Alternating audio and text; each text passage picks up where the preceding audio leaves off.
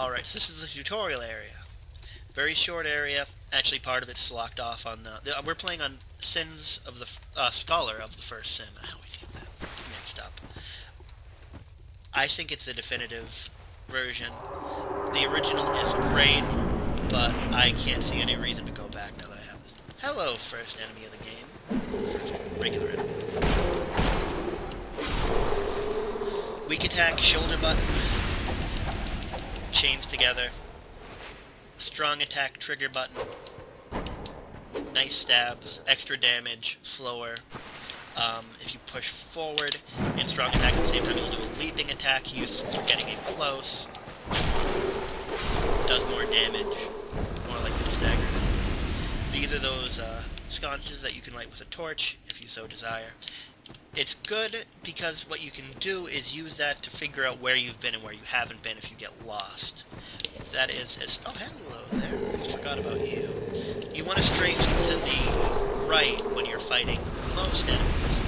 Most enemies that hold weapons are right-handed and will favor the right hand with attack, so going towards your right, their left, is most likely to dodge the attack. This is where we learn how to backstab. Walking up slowly, just barely pushing the control stick forward. Get right up behind. Hit the left button, not the left trigger. You'll do a backstab, massive damage, and he dead. Alright, so we're gonna go up around this way. No, the one. Item up here. A dagger. That's if you played in a class that didn't start with a weapon, such as a deprived.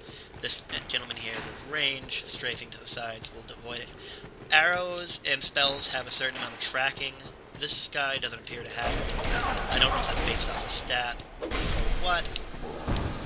Another gentleman over here we can take out. These markers here will give you advice.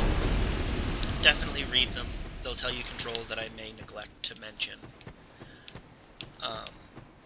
The tutorial is incredibly useful when you start out.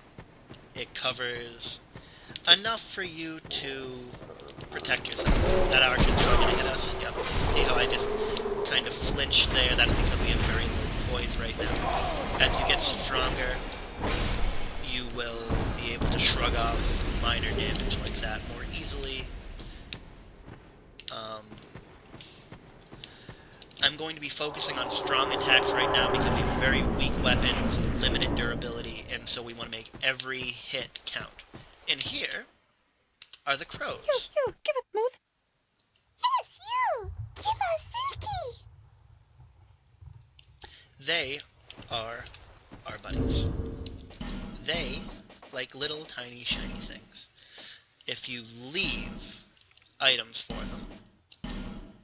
You! No, you! Not at all! If you leave items they don't like, they will say that, and you can pick them back up. You, give it... They're so needy. They don't like if you drop multiple items at once, but if you drop multiple items singularly, they will trade them for you. It's random. So nice, so smooth. Yeah, actually, now that I'm thinking about it, after I pick these up, see, we got a blue burr. Yes. Shush now. A fading soul, very small amount of soul requiring item, an orange burr, and a homeward bone. Oh, excellent. The homeward bones are very useful. They will return you to the last bonfire you were at, the same way the dark side will, but you don't lose your souls. If you're far from bonfire, it's a great way to save time. It's a great way to protect yourself if you want to go in level. It will reset the enemies in an area if you use it, though. The burrs are ways to give you a small amount of extra defense. There's a couple of areas early on that... Give us Smooth. You needy so-and-so. Yes, you! Give us There's a couple of Silky. areas early on where having a little extra fire resist will save you.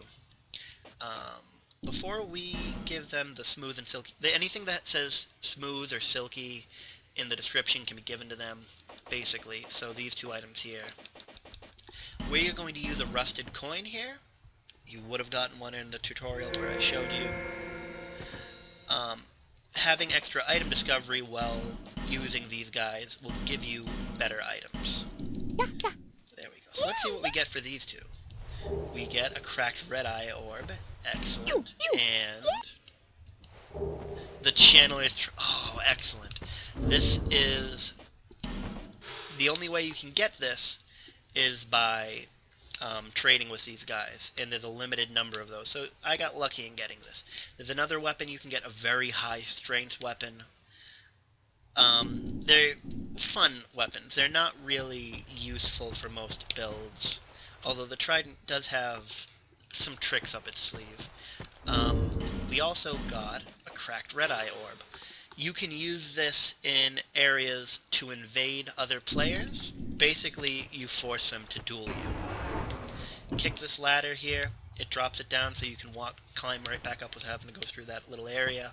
Very useful, but we are not going to take that ladder. We are going to very carefully drop down here, pick up another soul for later, and then we're going to drop down here.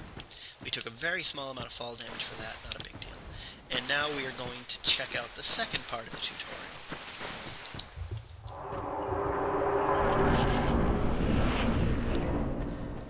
More enemies to take on.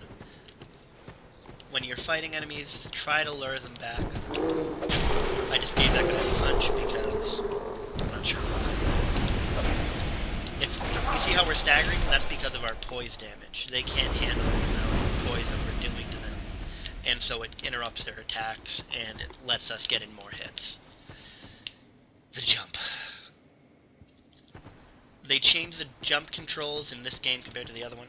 You hold down the run button, and then you push down on the left stick at the right time, and you jump.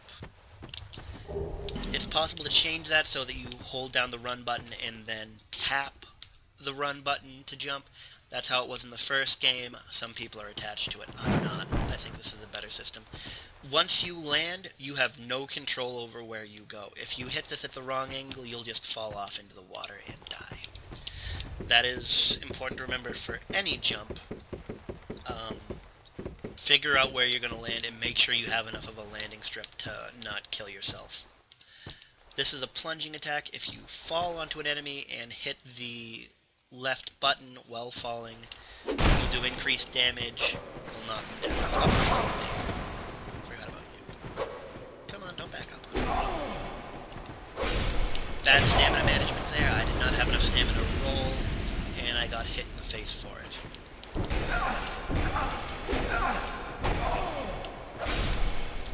There we go. Door over here. Another cracked red-eye orb. Excellent, excellent. If you look in the top left, we have several icons under our health bar. I believe the first one is the extra magic defense we are getting from that spell quartz ring. The second one is the extra item discovery we're getting from the rusted coin and from the hood we are wearing. And the third one there is the extra poise damage we are dealing because of the stone ring that I showed you how to acquire. Now that we've done all that, we are going to move on. The next... oh, we can take a peek at the next area, at least. Over there, the basilisk. They petrify you, they suck. Yeah, the other one over there. Little lore thing. Those big eyes on top of their head are not their real eyes. They have... you really can't see it from here. They have small, real eyes underneath. Those are just for intimidation. Weird design, I know. I love and hate them from the first game. This is a petrified statue. We have no way of removing it right now. Later on, you will want to return here because there is a very important item, which I will get into in just a moment. Now that we've finished the tutorial, we are entering the hub world. These are messages from players. These are very stupid early messages from players that have nothing to do with anything. If you wish to drop a message, you hit start, go to message, you can create one, try attacking, then hit X to enter, you will write it on the ground. Other players can now read it and rate it if they so desire. We will leave that there along with all these other ones. Welcome to Majula. This is the hub world. All journeys start at Majula. If we look over here on the edge, that is not the right one, so next one over here. there is a temptation to just run forward. There is actually an item over this way. A Divine Blessing.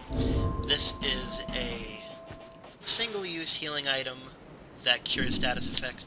If you get poisoned, feel free to pop it. They're very rare. I don't think I've ever used one because they're just so rare that I forget to have them. You know, basic RPG hoarding. You drop down here, and then you drop carefully down here, and you get a Morning Star and a Cleric's Sacred Chime. These are our starting items. Do we have either of the stats? No, we do not. We are nowhere near the stats for that. Or that. Alright, so we are going to be using this dagger for a little bit longer. We're going to be aiming to...